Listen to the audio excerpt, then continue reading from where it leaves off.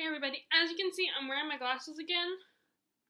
So actually in truth, I really don't need to wear these glasses because they were actually for the fact that, sometimes my eye would just wander, go off in another direction while I'm doing something like watching TV. So really these were kind of like reading glasses except for watching glasses, like watching TV. That's what these were for. So I really don't need to wear them. And my mom was starting to notice that my other eye, the eye that was fine before, was getting weaker because I was working hard. The glasses were helping me work hard to get my other eye to work better.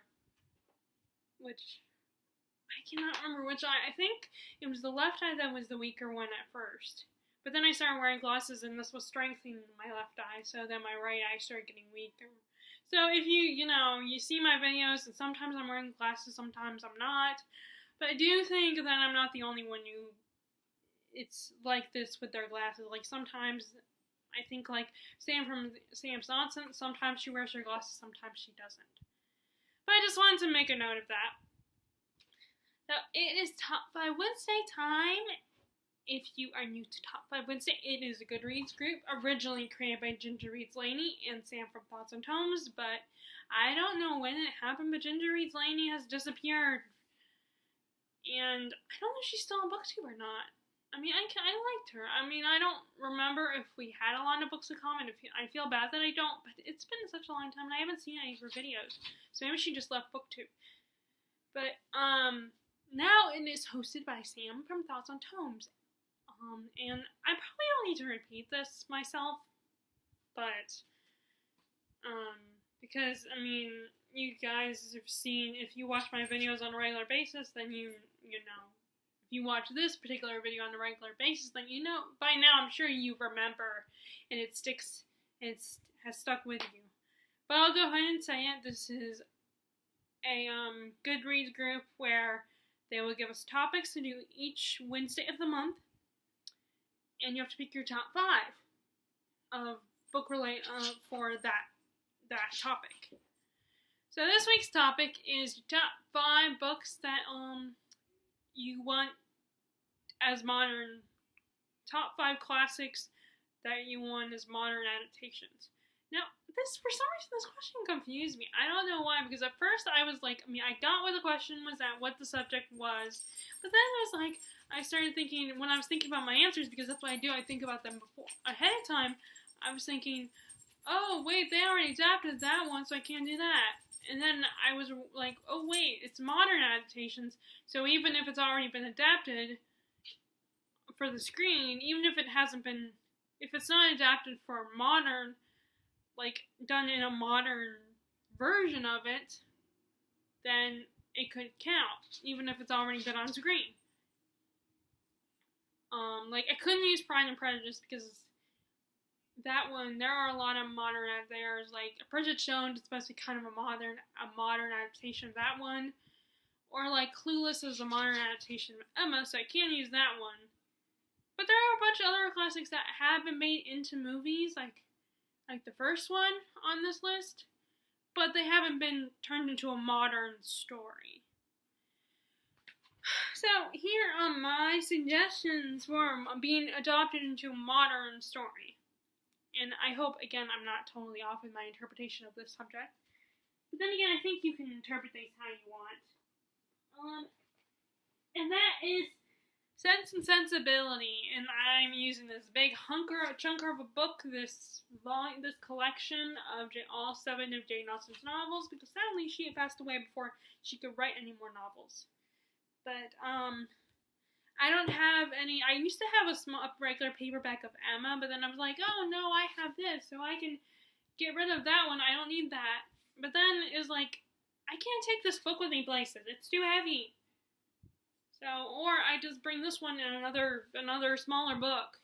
But anyway, so, okay, one second. My dog is scratching on my door. Okay, go on. Oh, I think my mom's on the phone with my aunt. that she's checking on her again because unfortunately she's a little sick and ended up in the hospital yesterday. So, but she's okay now. At least that's what I hear. So like I said, my first number one is Sensibility. I think it would be a great story as a modern with a modern twist, and you could still do it because it's not one of those stories that you have to that the setting makes is what is the reason, because you still have like rich people versus poor people. You can have, especially in Europe, and all over Europe and the UK, they still kind of have that class distinction. And here we have it a little bit too, like with people that are politicians. And a lot of Jane Austen's novels are about class distinctions. And again, that hasn't gone away. You still have it in Europe. So I think they could really do like a modern day, or like maybe, I don't know how exactly, I can't pinpoint how exactly you would do it. Like, maybe these two sisters who, like, their dad just died and their dad left them in debt or bankrupt. I mean, those problems still exist, and it's based kind of in this book. And their brother maybe marries like a celebrity woman or something. Like they're in like a woman who's a celebrity, not just rich, but she's an actress or a singer or something, or a model. And like, and then you have all these, and I'm trying to think of what you have, and like I said, it's very hard for me to come up with exactly. I have to really think about this. I'm coming up with this up at the top of my head here, so I just think you could easily do a Sense and Sensibility modern adaptation. Okay, so the next book I chose was the next one that I would like to see, number 2. The next one I would like to see as a modern adaptation is A Tale of Two Cities. Now, if you want to go with the whole war kind of thing, you could have you could use maybe some of the Middle Eastern countries instead of France and England as the two countries at war, or two cities at war. You could have some cities in the Middle East, because that's there's a lot of war going on there. Or you could even do instead of cities, you can do A Tale of Two Companies, where these two internet companies are competing or something. And maybe it's and that way you could turn it into a series, not just one movie. You could turn it into a series where the whole series is about these two companies competing for to be the top company or something, like the top company in the city or whatever, or in the business.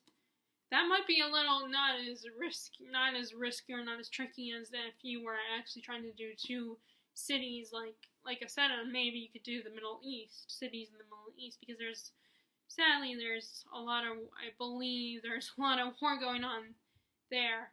But like I said, you could do two companies instead of two cities at war, metaphorical war, not literal war. Or you could do or you could do a more fantastical version of it, like a fantasy version set in modern times, where you have two different, races in vampires and A Tale of, vampires and werewolves at war, or well, although I guess that would be that would basically be underworld. Or I'm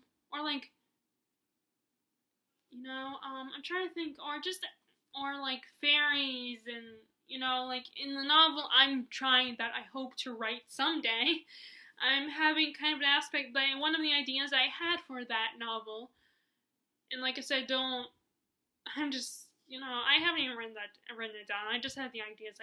I let myself get distracted too easily. But one of the ideas I had was that the like in mythology, in Celtic mythology, the elves are considered fae. So I had it where, because a lot of people now write the elves as separate from the fairies. So what I was thinking was that the fairies, the elves want to break free from the fairies and have their own government and all that kind of stuff. And they're at war, so with the fae, with the the fairies and stuff. So that was a little idea I had, because I'm definitely starting to get more into elves, especially because my friend introduced me to ElfQuest, which I still have not got back to reading. I feel really bad about that, but I can't get myself to do it. I really need to discipline myself. So even with reading, I can't discipline myself all the time. But that interpretation of elves is really cool. It's a graphic novel, and the elves were the ancestors of these elves. The main story's elves were from another planet, and they crashed down to Earth. So there's a little bit of a science fiction-y element to it, but there's also a mystical, fantastical element. And the elves they're cute. They're a mixture of like the elves, like the Keebler elves, and the elves that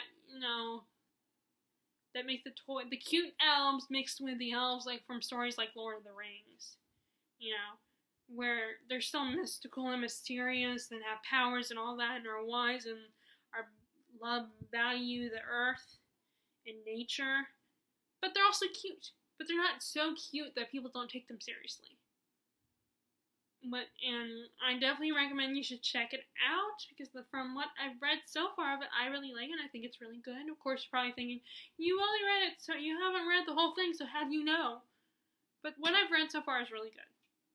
So I definitely think more people should read ElfQuest. And you can get volumes, the 3 volumes, because it's now, like, I don't think you can get the comics individually. You can't, like, buy them at the store, but you can buy the volumes. Like, there's 3 volumes of all the issues in the one big book. At, like, I've seen it at Books A Million. I don't know if it has a Barnes & Noble. But anyway, enough of that. Let's get back to Top 5 Wednesday. So yeah, I think I would love to see I think you could do a modern version of this. Like I said, maybe 2 companies are at war or something. Okay, so the next one I said was, originally I said Jane Eyre, but then, 1, I don't have it. I don't have my copy of Jane Eyre with me. And 2, they have done modern adaptations. Like, I have one book, The Flight of Gemma Hardy, which is a modern 1950s adaptation. Jane Steele came out. I still haven't got around to that yet, but that's a modern adaptation of it. I don't know if there's any others. There is one more. I don't remember what it's called, but there is another one that I know a booktuber has read, but I can't remember what it's called. But I think it was an Asian version of the story. Like, maybe she was an American coming to an Asian country, or vice versa. I don't remember.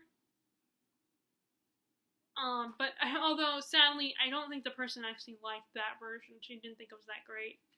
So I ended up changing my answer.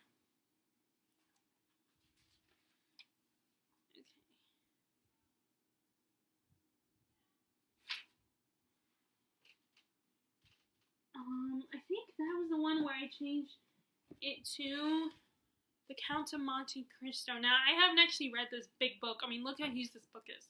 And as I said to someone on Facebook the other day, was that sometimes it's not the length of the book, it's the physical size of the book that is intimidating. Not the number of pages, but the fact that it literally is a big book. Not just by this part, but, it's by this part. Like, it's hard for me to take this around to places.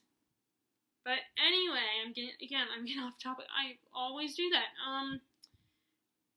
But I think, I think you could really, they've adopted Hamlet into a modern retelling, which is also kind of a revenge type story, if I remember correctly. Although I'll find out for sure if that's an accurate description, because at some point this semester we're going to be reading Hamlet in my British Lit class, which I'm so excited about. Again, I could say I'm writing another Shakespeare play, because it seems like that's the only time I read Shakespeare, is when I read it for class, because it's so hard to read. So I guess I know what I do. There are some of these books that I don't want to bring home and read. I just rather read it for in school, or be made to read it. But I think you could easily modernize this story. You know, I mean, like, it's a very simple plot, like, because I've seen the movie, so I know what it's about. It's this guy, his best friend betrays him and he ends up in jail. And so he decides he wants to get revenge on the guy who betrayed him. So he just comes up with this count. He escapes from jail. He escapes from this impenetrable prison. He gets a lackey, and that's a pirate. That's part of I think he's part of a pirate crew, and he finds this hidden treasure and he takes on this identity of a rich count, and use it to lure the one who betrayed him, and to get his revenge on the guy. Unfortunately, this guy also married his fiancée. So now, and he thinks his fiancee's betrayed him too. So he's trying to get revenge on on both of them. So it's a plot that could easily be done in the modern setting. Maybe it have to be done in Europe, in a European set story, but you can easily do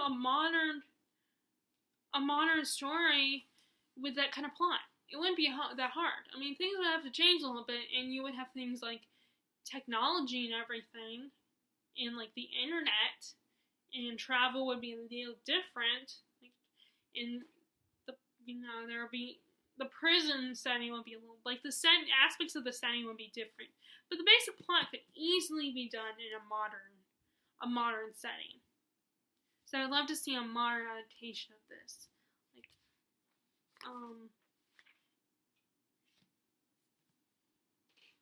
okay, so next, let's see, what else? Okay, so that was number 3, so number 4, okay, that was another one I changed, because I don't have those books with me, and it's already been a movie, and it's not, like, that old of a classic, and it's one of those books that I think that it will be kind of hard to do a modern adaptation of it, and I originally said His Dark Materials. So, but I think that one would be a little more, I don't think you could really do a modern, because it's set in a fantastical world, and then throughout the series, she does go to our world as well, so I had to change that. So I changed that to The Hunchback of Notre Dame. This is another one that I haven't read this book, but I've seen the animated version, although I hear that I recently watched a video on here, where, like, a lot of, the woman was saying that a lot of adaptations of The Hunchback of Notre Dame have changed it quite a bit. And it's very different from the original book. But I do want to read the original book because I'm curious the difference. Wow. Really? Well, I guess it's kind of done in sections. But anyway, my 4th book is The Hunchback of Notre Dame. I would like to see what they would do with a modern spin to this novel. And actually, another one that I would love to see them do a better version and more adult, modern version of is The Phantom of the Opera. I recently almost read a modern retelling, but was a young adult version of Phantom of the Opera. And I started reading it, but I was starting to lose interest. And then, so what I usually do when I start to lose interest and I'm thinking about DNFing a book, I go to Goodreads and look at the reviews just to justify my my thinking in DNFing it. So I read those reviews, and it sounded like there were a lot of aspects of that particular adaptation that, made it not as appealing. I mean, and maybe some people would argue that's not fair. You didn't finish the book. You should have finished the book before you decided to get rid of it. Well, it doesn't matter because I'm gonna have to rebuy it. Because I just donated it to the bookstore today, so I would have to rebuy it, and I don't have time for that. There's so many other books I need to read, and I don't have the shelf space for it. I can't afford to buy another shelf, and my parents are not gonna buy me another shelf. So, I just gotta DNF or read a book and then get rid of it. But anyway, but yeah, I would love to see a modern adaptation of that one as well. That's a little different from that one I attempted to read. But I also would like to see, again, this is the one that's not that hard to cover. You could do something similar to what they did in that particular book. The book was called Roseblood, by the way, by A.G. Howard, where maybe you could have people, studying in France, and, you could have, or it doesn't even have to be, in France. You could do, another, I'm trying to think of what's another,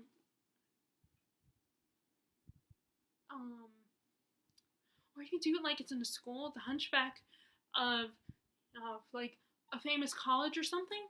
You could do that. You could also do that for a Hunchback of Phantom of the Opera, which is basically what they did in that Rosebud book, except for it wasn't a college, it was a regular, I think it was kind of high school level, because it was young adult. Most young adult books are set, 15 through, or 15 or 16 through, 18 or through 19 or whatever. Which is kind of funny, because you're not considered an adult until you're 18 legally. At least in the U.S., you're not considered an adult until you're legally 18. And a lot of young adult books are set between ages 16 and 18, which isn't that much, but still, it's still kind of funny to me. But maybe this one is kind of reaching, but yeah, I think you could. I mean, you could at least try to do a modern retelling of the story, maybe a different setting, or maybe I guess he couldn't be an ancestor of Quasimodo because I mean, Quasi didn't make a baby with anyone, so. But yeah, so maybe it would be better to do in a different setting, and maybe it's in a college or something, or a school. I don't know. Maybe this would be too hard. I don't know, but I think.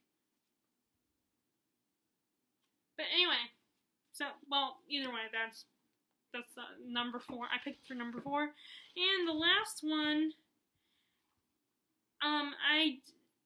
The last one I originally said because I figured, they already had modern adaptations of King Arthur's story, and maybe they could, but they kind of do have a modern adaptation with, all the Kingsmen, that movie with Colin Firth, and, Michael Caine, and, what is his name? Not Michael Jackson. Samuel L. Jackson. So that's kind of a modern retelling of the Arthur Merlin story a little bit. So I ended up changing my mind instead of that one. I actually said the Merlin story. But again, they've already have that one established. They already did that one. So I decided, because I've been thinking about this book, The Three Musketeers.